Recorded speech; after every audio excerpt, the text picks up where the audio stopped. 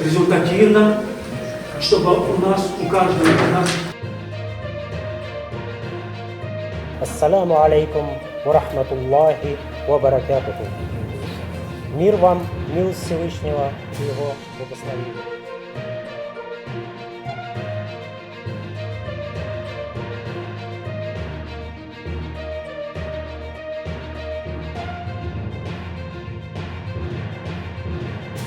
В честь тысячелетия принятия ислама народом Горской Булгарии, а также за большой вклад в реализацию проектов, направленных на сохранение